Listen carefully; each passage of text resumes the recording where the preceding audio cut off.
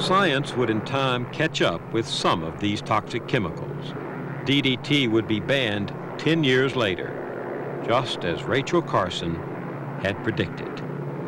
Unless we do bring these chemicals under better control, we are certainly headed for disaster.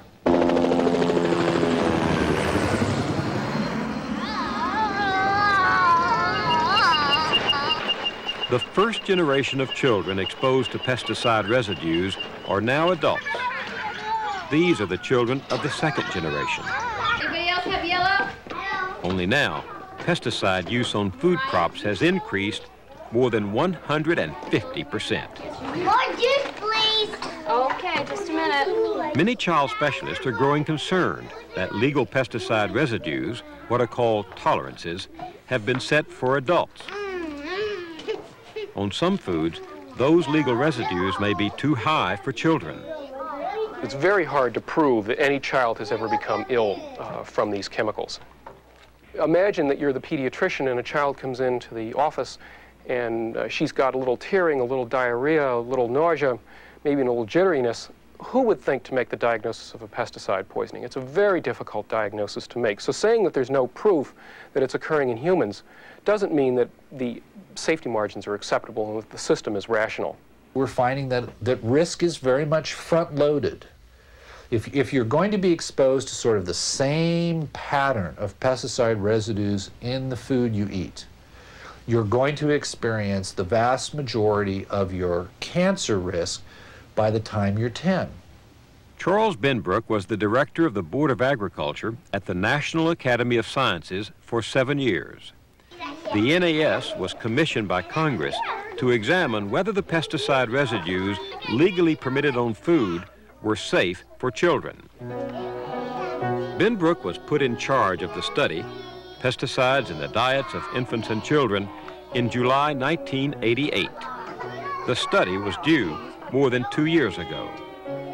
All EPA regulation, all tolerance levels are based on average adults, the diet of average adults, that assumes that each person eats a tiny portion of 373 different foods each day. It's kind of, imagine the entire U.S. food supply for a year. You dump it all in a giant mix master, turn it on blend, and then every day you eat 3 meals of this mush that's a little bit of everything. That is, in effect, the scientific basis of tolerance setting. And that's absurd. Tolerances are not set on a health basis. If they're set in a health basis, there'd be much lower numbers and much fewer chemicals used on many fewer crops. So the tolerances collectively, cumulatively, are set too high?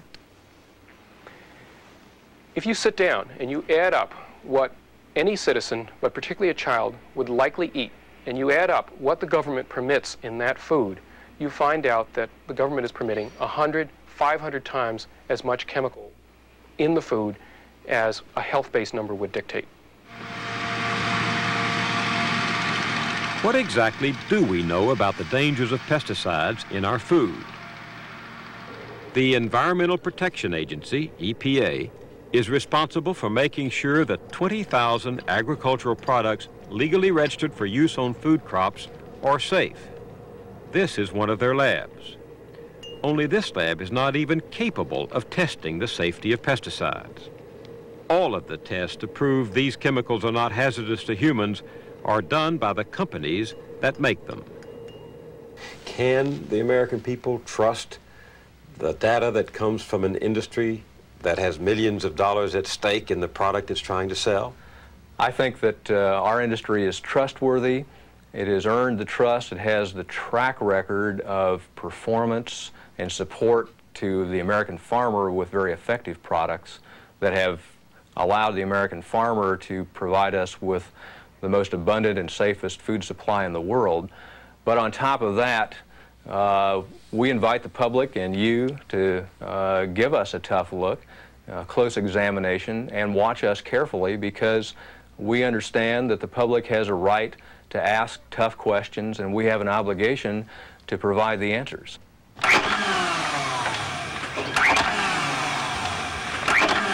This is where the answers pile up. the mailroom at the EPA's Office of Pesticide Programs.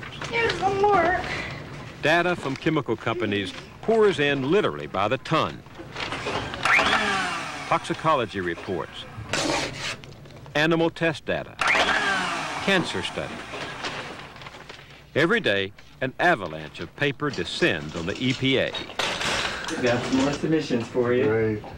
A single toxicology study for a single chemical can fill a dozen volumes and take several years to produce. Got some work. On any given day, the biggest job around here is making sure the studies are logged in and that everyone gets the right pot. Oh, thank you. Thank you. Have a good day. Incredibly, 1 out of every 3 studies industry submits is rejected by the EPA and has to be done again. The end result, the paper keeps piling up and piling up, even as certain pesticides EPA suspects of causing cancer continue to be used on food crops. They've just become completely bogged down in non-decision making. It's one piece of paper after another. Let's ask for another study. The industry plays right along with that. That's their game. They say, yes, we'll give you another study, but it'll take us 3 years to do it. And the chemical can then stay on the market. And then the chemical stays on the market during all this time, even if EPA has serious doubts about it, because they haven't got the procedures in place and the will to take it off the market. The procedures EPA follows are decided on Capitol Hill at meetings like this. I'm going to ask that you either destroy this paper or eat it, right? Burn it before you leave here, because I don't want this to get out and be interpreted to be the agenda. There is no agenda right now. Let everybody understand that. The law regulating pesticides is known in Congress as the Federal Insecticide, Fungicide, and Rodenticide Act, FIFRA for short.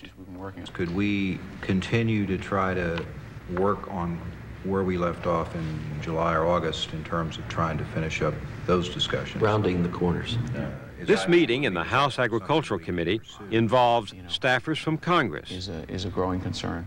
the EPA, the U.S. Department of Agriculture, some environmentalists, as well as interested members of industry. Ed Ruckert, McDermott, Will, and Emery, representing the Minor Crop Farmer Alliance. John and Gary with the National Food Processors Association.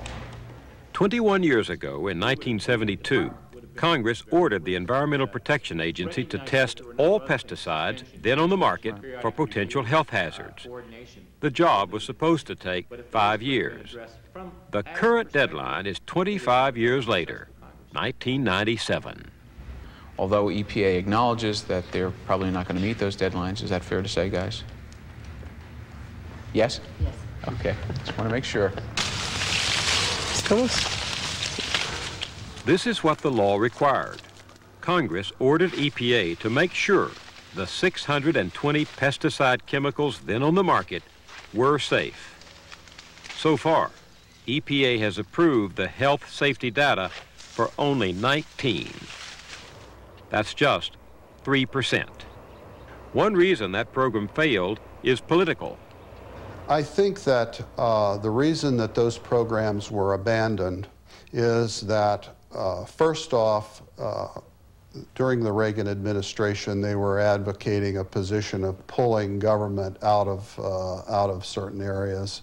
We had become, I suspect, a nuisance to industry, perhaps a thorn in their side, because we were creating and identifying more problems, perhaps, than we were solving. Hale Vandermeer is an epidemiologist who worked at the EPA for 16 years.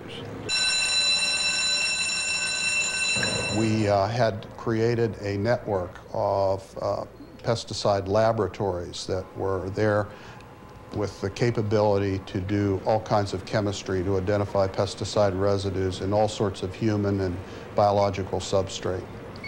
We destroyed that capability. We destroyed that critical mass that we developed from 1965 to 1980.